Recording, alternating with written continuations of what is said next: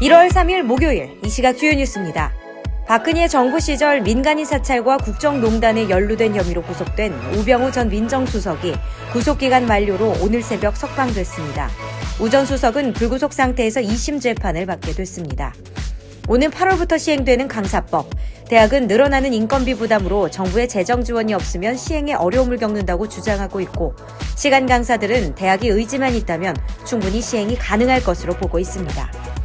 만취 상태로 무면허 운전을 하다 사고를 낸 배우 손승원 씨가 구속됐습니다. 연예인에게 윤창호법을 적용한 첫 살인입니다.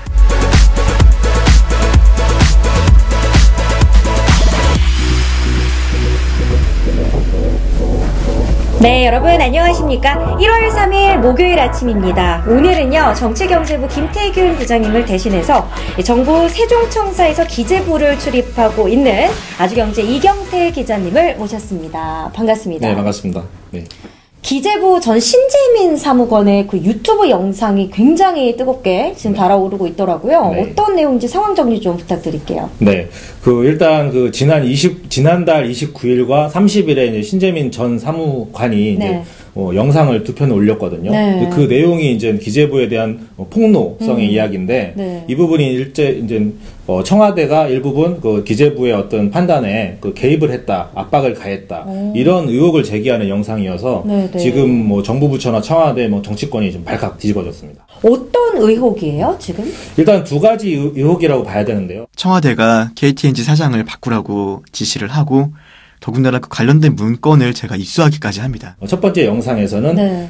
청와대가 기재부에 이제 KTNG 사장 교체 관련해서 청와대가 인사에 좀 개입했다, 압박을 가했다. 그래서 이제 그런 상황에서 교체가 됐다. 네네. 두 번째로는 기재부에서 청와대 관련된 추가 보고발 영상은 제가 국고과의 자금사무관으로 자금총괄, 국고금 총괄했을 때 있었던 8.7조 원 국채 추가 발행에 대한 지시 관련해서 말을 하려고 했었어요. 이제 적자 국채를 발행을 하는 부분에 대해서 네. 이 역시 청와대가 또 기재부에 압박을 가했다.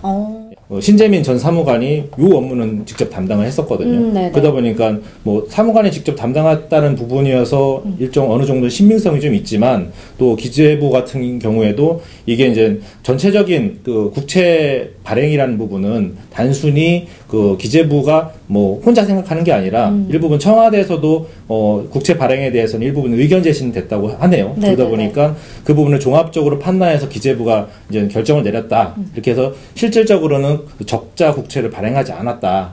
이런 상황이 있긴 한데, 네네. 그 과정에서 이제 청와대가 왜 압박을 가했냐, 이런 부분은 이제 신재민 전 사무관이 주장을 하고 있는 거죠. 이런 부분들이 지금 논란이 돼서 법정 공방까지 가고 있는 겁니다. 그게 정말 청와대의 인사 개입도 있었고, 기재부에 대한 어떤 적자 부채의 간섭도 있었다, 좀 강압도 있었다라는 게 밝혀지게 되면 그 다음 상황은 어떻게 되는 거예요? 그 말은 이제 신재민 전 사무관의 얘기가 이제 팩트다. 네. 이럴 경우에는 상황이 꽤 복잡해질 것 같아요.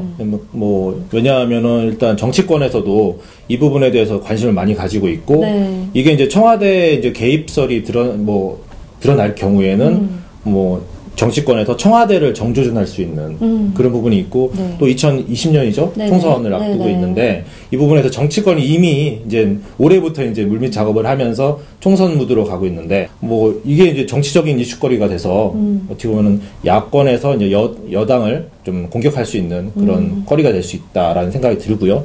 전 사무관의 얘기가 전부 팩트다 할 경우에는 그분의 이제 비밀 누설, 이 죄는 없어지는 건가요? 이게 이제 비밀누설죄라는 부분, 일단은 FM대로 한다면은 네. 이제 공무원 공직에 있던 일을 해서 이제 비밀을 누설했기 때문에 거기에 상응하는 어떤 법적인 처벌이나 그런 게 법적으로는 되겠는데, 이제 공익제보자라는 개념이 있어요. 그래서 이게 이제 공익제보를 한 경우에 대해서 이제 그동안에도 우리나라가 공익제보에 대한 부분은 네. 그동안에 많지는 않았거든요. 쉽게 내부 고발자를 그렇죠. 얘기할 수 있죠. 공익제보자나 내부 고발자에 대한 보호가 사실은 그동안에 많지 않았는데, 네. 그런 차원에서는 또 여론에서도 또 실제 이게 팩트라면 네. 많은 힘을 줄 것이고, 그 부분에 대해서는 또 어떻게 보면 공익제보라는 긍정적인 측면, 그리고 국민의 알 권리 이런 네. 차원에서 또 다른 보호를 받지 않을까라는 생각이 들긴 하는데, 네. 일단은 이제 뭐 검찰 고발 이후에 법적으로 이제 진실 공방이 될 것이고 네네. 거기에 대한 뭐 옳고 그름이라든지 사실 여부를 따져봐야 되기 때문에 지금 뭐 너무 이렇게 이르게 판단할 수는 없을 것 같고요. 네. 그 부분은 좀 더 계속해서 지켜보면서 추후 사항은 계속해서 보도를 통해서 그 내용을 알려드리겠습니다. 좋은 말씀 너무 감사합니다. 네, 감사합니다. 네, 저희는 내일 아침 8시 이 시간에 다시 찾아뵙도록 하겠습니다. 시청해주신 여러분 대단히 고맙습니다.